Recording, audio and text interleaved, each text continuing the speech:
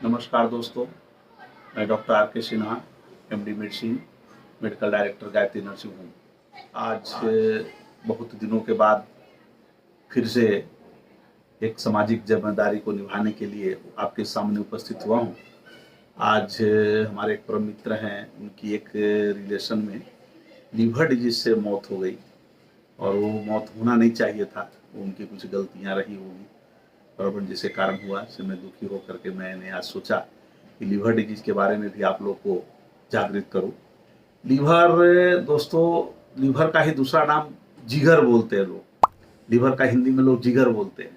तो जैसे आपने सुना बहुत जिगरा वाला है, जिगरी दोस्ती, ये सब लोग बोलते हैं।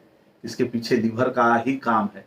लीवर आप समझिए तो आपके शरीर का कृष्ण भगवान से भी बड़ा उसका रूप या अवतार है। मैं इसलिए ऐसा बोल रहा हूँ कि कृष्ण भगवान भी शिशुपाल के 100 गलतियों को ही माफ कर पाए थे। 101 गलती में उनको भी शिशुपाल का वध करना पड़ा था। ये आपका जो लीवर है 1500 से 1600 मतलब 1.5 किलो से 1.25 किलो तक का मैक्सिमम होता है। ये आपका जिसका लीवर या जिगर जितना ज़्यादा स्वस्थ है वो आदमी उतनी ज़्यादा खुशी है, सुखी जीवन व्यतीत कर सकता है। मैं इसलिए ऐसा बोल रहा हूँ कि आप जो भी गलतियां करते हैं लाइफ में स्वाद के संबंधित, बराबर ना, आप अल्कोहल पीते हैं, नहीं पीते हैं, तंबाकू खाते हैं या आप जंक फूड खाते हैं, पेस्ट्री खाते हैं, या जो भी स्वाद के लिए आप उल्टा पुल्टा जो भी आप करते हैं, या कुछ दवा खा रहे हैं, मतलब जरूरी है तो खा रहे हैं, नहीं जरूरी है तो खा रहे हैं, इन सब गलतियों को, चूंकि दवा तो कोई जरूरी नहीं है लाइफ के लिए खाना। जब बीमार पड़ता तभी आदमी खाता है। बीमार हम तभी पड़ते हैं जब कुछ गलतियां करते हैं। उस गलती के कारण ही हम बीमार होते हैं। वो गलती हमारी अपनी होती है, नहीं भी होती है, कभी जेनेटिक भी होता है, कभी वारसागत भी आता है। लेकिन कहीं ना कुछ गलतियां होती है जो कुछ मिटाने लायक होता है, कुछ रोकने लायक होता है, और कुछ को हम रोक नहीं पाते, इविटेबल होता है, हो जाना है, बराबर। लेकिन कुछ ना कुछ गलतियां होती है हमारी, तभी इन सभी गलतियों को माफ करने वाला आपके शरीर में एक ही ऑर्गन है, वो है लीवर। लीवर को बोलते हैं डिटॉक्सिफिकेशन मेडिकल भाषा में। डिटॉक्सिफिकेशन का मतलब हुआ कि आपने जितने तरह के टॉक्सिक इंजेस्ट किया, दवा के रूप में किया, अल्कोहल के रूप में किया, या टेस्ट बड को बढ़ाने के लिए या मजा लेने के लिए टेस्ट में अलग अलग स्वाद को जो आप करते हैं, उन सबों को करने के लिए इन सभी जितने भी टॉक्सिक आपके शरीर में बना, आपने खाना खाया, कुछ अच्छे पदार्थ है जो अपने शरीर के अंदर एब्जॉर्ब होकर के जहाँ जाना था वो चला गया, उसके बाय प्रोडक्ट में जो भी आपका नाइट्रोजनस प्रोडक्ट बना, बराबर ना, जो भी कचरे बने, अल्टीमेटली लीवर ही उसको डिटॉक्सिफाई करता है, यानी उसको शुद्ध करता है। तो आपका लीवर जितना स्वस्थ रहेगा उतना अच्छा आप लाइफ जी पाएंगे, बराबर ना। लीवर नहीं अच्छा रहेगा तो आपको खाना पचना में दिक्कत होगा, पेट का फुला हुआ महसूस होगा, आपको दिन का चर्या नहीं होगा। तो नींद का भी रिलेशन लोग लीवर से मानते हैं, क्योंकि खाना पचता नहीं है। खाना पचेगा तो गैस बनेगा, खाना सड़ता है, गैस बनेगा, गैस बनेगा तो आपको जो है कि चिड़चिड़ापन लाएगा, नींद नहीं अच्छा से लाएगा। तो इन सबों के लिए लीवर का होना बहुत जरूरी है। लीवर के 2-3 काम छोटे छोटे बता दे रहा हूँ, बहुत बड़ा बड़ा तो बहुत डिटेल में। लीवर का सबसे पहला काम मैंने बोला था, पहला डिटॉक्सिफिकेशन। दूसरा है इसका जो डाइजेशन के, जैसे मैंने बताया, फैट के डाइजेशन, और फैट के डाइजेशन के प्रिपरेशन के लिए, इमल्सिफिकेशन के लिए आपको लीवर में से बाइल का निकलना बहुत जरूरी है। और बाइल बहुत तरह के दूसरे सब्सटेंस को भी कैरी करता है। तीसरा इसका काम है प्रोटीन बनाना। एक कोगुलेशन प्रोटीन भी बनाता है, नॉन कोगुलेशन प्रोटीन भी बनाता है, इम्यूनोग्लोबिन भी बनाता है जो आपको डिफेंस देता है। कुछ प्रोटीन एल्बुमिन टाइप का एक पदार्थ बनाता है जो आपके खून के अंदर पानी की मात्रा बनी रहे, उसमें काम आता है। दूसरा प्रोटीन जो है आपका विटामिन के भी बनाता है, बराबर, बहुत सारे प्रोटीन फैक्टर बनाता है, यानी ब्लड के अंदर ब्लड होमोस्टेसिस के लिए इसका बहुत बड़ा रोल है। ब्लड आपका कितना देर तक बहने के बाद, कटने के बाद कितना देर में रुक जाए, जिसको प्रोथ्रोम्बिन टाइम भी बोलते हैं हम लोग, वो सब भी लीवर ही निर्धारित करता है, और लीवर के अंदर ही वो चीज़ बनती है, बराबर ना। इसलिए लीवर का मजबूत होना बहुत जरूरी है। इसलिए लीवर का स्वास्थ्य का ध्यान रखिए आप लोग। लीवर अब है कि लीवर अगर मान लीजिए कि कैसे इसका स्वस्थ रखें, अब बीमारी क्या क्या होती है दोस्तों, एक फेज में तो नहीं खत्म हो पाएगा, 2-3 फेज में हमको इसको लेना पड़ेगा, बराबर ना। तभी मैं छोटी छोटी बातों पर आपका ध्यान दिलाना, दौड़ाना चाहता हूँ। तो लीवर, नॉर्मल लीवर से अगर जो पहला जो डिस्टर्बेंस होता है लीवर के अंदर, वो होता है फैटी लीवर, बराबर ना। फैटी लीवर, फैटी लीवर का मतलब हुआ कि नॉर्मल लीवर जो होता है उसके अंदर फैट का जमा होना। तो लीवर के अंदर फैट के लिए कोई जगह नहीं है। अगर वो फैट अंदर आप डालिएगा तो नॉर्मल जो स्ट्रक्चर लीवर का है उसको कहीं ना कहीं दबाएगा, उसको साइड करेगा, उसके स्ट्रक्चर को डिस्टर्ब करेगा, बराबर ना। और जो फैटी लीवर है, तो फैटी लीवर में क्या होता है, फैट का डिपोजिशन हो जाता है, बराबर ना। तो फैट के डिपोजिशन हो जाने से मैंने जैसा बता रहा हूँ कि अंदर का स्ट्रक्चर डिस्टर्ब हो जाएगा, क्योंकि फैट के लिए कोई जगह लीवर में नहीं होता, तो स्ट्रक्चर को दबा देता है, तो स्ट्रक्चर का फंक्शन जो है हाइपो हो जाता है, कम हो जाता है।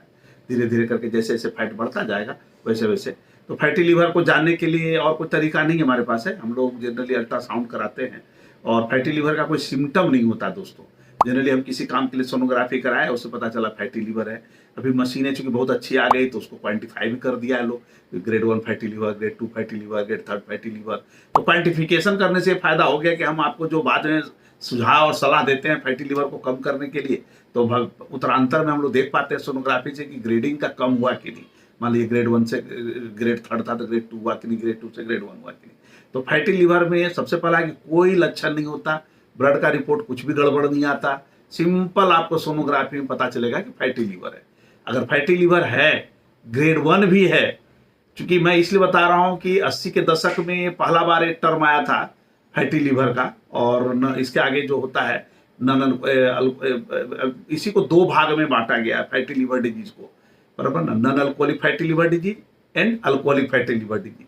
तो अल्कोहलिक फैटी लीवर डिजीज तो पहले लोगों को पता था कि जो ज्यादा अल्कोहल पीते हैं खासकर यूरोपियन कंट्री में, तो उनको फैटी लीवर डिजीज होता था, जनरली देखा गया। लेकिन ये देखा गया कि जहां शराब की पाबंदी है, जिस धर्म में बहुत सारे लोगों में भी मतलब अल्कोहल पीना है बिल्कुल मना है, उन्होंने जीवन में एक बूंद भी नहीं चखा है, उनको भी हुआ। तो 80 के दशक में एक नया टर्मिनोलॉजी आया, non alcoholic fatty liver disease. 80 के दशक में हम लोग को, पहले के फैटी लीवर डिजीज को हम लोग कुछ समझते नहीं थे, हमको लगा कि फैटी लीवर डिजीज है, ठीक है, ये आता है, उम्र के हिसाब से हो जाता है। लेकिन जब 80 के दशक में लोगों ने बोला कि नहीं, अल्कोहलिक फैटी लीवर डिजीज तो ठीक है, आपका अल्कोहल के कारण हो रहा है, लेकिन जो अल्कोहल नहीं पी रहे हैं उनको भी हो रहा है। तो उनको गंभीरता को समझा गया कि भाई non alcoholic fatty liver disease, तो उसके कारण बताए गए। तो उसके 4 कारण मोटा मोटी बाहर आए। पहला है ओबेसिटी, बराबर ना, आपका मोटापा। दूसरा है हाई कोलेस्ट्रॉल, यानी आपका ट्राइग्लिसराइड लेवल हाई है, एचडीएल लेवल लो है, बराबर, एलडीएल लेवल हाई है, बराबर, इस तरह से हो सकता है। तीसरा होता गया डायबिटीज, यानी 3 कंडीशन को देखा गया, जनरली पाया गया कि इसके अंदर किसका क्या, ओबेसिटी और हाई कोलेस्ट्रॉल और हाइपर कोलेस्टेमिया जिसको बोल सकते हैं, और दूसरा या डिस्लाइपिडेमिया भी बोल सकते हैं। डिस्लाइपिडेमिया इसलिए बोल रहा हूँ कि इसमें एचडीएल लो हो और एलडीएल हाई हो, बराबर ना, तो ये डिस्लाइपिडेमिया के कैटेगरी में आता है। तो इस तरह का डिस्लाइपिडेमिया हो। दूसरा डायबिटीज, और इनके जो डायबिटीज होते हैं इंसुलिन रेजिस्टेंट होते हैं। जो फैटी लीवर डिजीज वाले होते हैं ना, इंसुलिन के रेजिस्टेंस को बढ़ा देते हैं। इसमें एक और बीमारी फीमेल में पाया जाता है, पीसीओडी, पॉलीसिस्टिक ओवेरियन डिजीज, इसके साथ ही रिलेटेड है। तो लोगों ने इसके ऊपर ध्यान डालना शुरू किया 80 के दशक में, non alcoholic fatty liver disease. Nowadays में धीरे धीरे जैसे जैसे रिसर्च आता गया, रिसर्च आते आते पता चला ये तो मेटाबॉलिक से भी एक स्टेप आगे का लोगों ने नामांकन किया। अभी उनका नामांकन जो एनएफएलडी था, non alcoholic fatty liver disease, बराबर ना। एक हुआ अल्कोहलिक फैटी लीवर डिजीज जो अल्कोहल से होता है, उसको अल्कोहल को रोकिएगा, फैटी लीवर डिजीज रिड्यूस हो जाएगा। दूसरा जो भार हमको देना है नॉन अल्कोहलिक पे, जो लेडीजों में होता है, जो अल्कोहल नहीं पीती फिर भी होता है, तो उसमें ओबेसिटी है, कोलेस्ट्रॉल है और डायबिटीज है, जो इजीली प्रिवेंटेबल है, इजीली ट्रीटेबल है, इजीली कंजर्वेटिव से उसको रोका जा सकता है, बराबर ना। तो इस पर और रिसर्च जब बढ़ा तो इसमें इंटरेस्ट जगाने के लिए बोल रहा, 2000 के आसपास में लोगों ने इसको मेटाबॉलिक सिंड्रोम के साथ जोड़ा और एक नया नाम रखा। नया नाम क्या रखा, multi systemic metabolic systemic liver disease, MSLD। M माने मेटाबॉलिक, एस माने सिस्टेमिक, एल माने लिवर, डी माने disease, metabolic systemic liver disease. Nowadays में अभी इसको MSLD भी लोग बोल रहे हैं, बराबर ना, जो भी है। तो non alcoholic fatty liver disease, यहाँ पर बताया कि non alcoholic fatty liver disease तक में भी आपको शरीर के अंदर बहुत ज्यादा चेंजेस नहीं मिलेगा, ये आपको सोनोग्राफी में ही पकड़ में आएगा। अब इसके आगे एक स्टेप और जाइए, तो नॉन अल्कोहलिक फैटी लीवर तक आपने रिवर्स नहीं किया, यानी अल्कोहल पीना नहीं छोड़ा, आपकी डायबिटीज को कंट्रोल नहीं किया, ओबेसिटी को कंट्रोल नहीं किया, कोलेस्ट्रॉल को अंडरलाइन नहीं लाया आपने, तो अगला स्टेप आता है नॉन अल्कोहलिक स्टीओहेपेटाइटिस, जिसको बोलते हैं नास, NASH, नॉन अल्कोहलिक स्टीओहेपेटाइटिस, या स्टीओहेपेटाइटिस भी आजकल बोलने लगे हैं, बराबर है, चूंकि अल्कोहल का रिलेशन ही खत्म हो गया अब इससे। लोग पहले मानते थे 80 के पहले कि अल्कोहल से ही होता है, दूसरा कोई कारण ही नहीं है, बाद में पता चला कि इन सब कारणों से भी हो रहा है। तो इसको माइल्ड स्टीओहेपेटाइटिस भी बोल सकते हैं, विनाश वर्ड खत्म हो गया। जब हमने MSLD डाल दिया नाम, मेटाबॉलिक सिस्टेमिक लीवर डिजीज, तब आ गया कि ऑस्टियोपेटाइटिस। ऑस्टियोपेटाइटिस का मतलब है कि लीवर जो फैट है आपके फैट लीवर सेल के अंदर घुस गया, अपना जगह बना लिया और वो परमानेंट हो गया, बराबर ना। अब वो हिल नहीं रहा है, यानी वो इतना मतलब मस्त रूप से घुसा और घुस करके अपना एक औरा बना लिया और आपके जो लीवर सेल को डैमेज करना शुरू कर दिया। तो इस स्टेज में आप देखिएगा कि दो जगह से आपको पता चलेगा। एक, ब्लड में जब रिपोर्ट कराएंगे तो आपका एसजीपीटी बढ़ा रहेगा, एसजीओटी बढ़ा रहेगा, जीजीटीपी भी बढ़ा रहेगा, अल्कोहल है तो, यानी लीवर डीरेंज रहेगा और कारण कुछ नहीं मिलेगा। कारण हो सकता है आपको एक्यूट वायरल फीवर हो या डेंगू हो या मलेरिया हो या टाइफाइड हेपेटाइटिस हो, कुछ भी कारण है तो डीरेंज है तो समझ में आता है। लेकिन आपको कुछ नहीं है, कोई बुखार नहीं है, कोई वायरल फीवर नहीं है, कुछ भी नहीं है, लेकिन आपका लीवर डीरेंज में आ रहा है, 40 की जगह पर 80 आ रहा है जीपीटी, बराबर ना, जीजीटीपी बढ़ा हुआ आ रहा है 1.5 गुना 2 गुना, बराबर ना। और सोनोग्राफी में देखा जा रहा है कि फैटी लीवर डिजीज है। इसका मतलब अलार्मिंग साइन है दोस्तों। आपको अब जो फैटी लीवर, यहां तक आप संभल सकते हैं ना। ऑस्टियोपेटाइटिस के बाद जो स्टेज आता है वो सिरोटिक है, समझे। सिरोसिस सबसे खतरनाक है। सिरोसिस का मतलब सिंपल समझिए कि शरीर हमारा कहीं भी डैमेज होता है तो इन्फ्लामेशन होता है कहीं भी। इन्फ्लामेशन के बाद इंजुरी पहले होगी, इंजुरी बाद इन्फ्लामेशन होगा, इन्फ्लामेशन के बाद शरीर जो हील करता है वो फाइब्रोसिस के रूप में हील करता है। यानी फाइब्रोसिस लास्ट, वो उसका कोई स्ट्रक्चर नहीं होता, जैसे तैसे किसी तरह इमरजेंसी में शरीर अपने ऑर्गन को बचा लेता है, वो फाइब्रोसिस होता है। तो उसमें फंक्शन चले जाते हैं, यानी फाइब्रोसिस सिरोसिस तो डेवलप कर गया, लीवर बच गया, लीवर हार्ड हो गया, लीवर बच गया, लेकिन अब उसका काम नहीं बचा। यानी जो उसका काम था खाना पचाना, उसका काम था एल्बुमिन बनाना, उसका काम था विटामिन के बनाना, उसका काम था प्रोटीन फैक्टर बनाना, उसका काम था बाइल रिलीज करना बढ़िया से, वो काम सब उसका डिरेंज हो जाता है। तो सिरोसिस ऑफ लीवर, अगर आप सिरोसिस लीवर स्टेज तक भी अगर आप रह गए तो उसके आगे का जो स्टेज है वो लीवर कैंसर है, बराबर ना। तो सिरोसिस ऑफ लीवर कैंसर जो है लास्ट होता है। सिरोसिस से कैंसर को भी जा सकता है और सिरोसिस भी आपका लास्ट ड्रामा हो सकता है। तो सिरोसिस में क्या होता है, और भी कारण होते हैं। यदि मान लीजिए सिरोसिस आ गया तो आपको लक्षण सब दिख जाएंगे।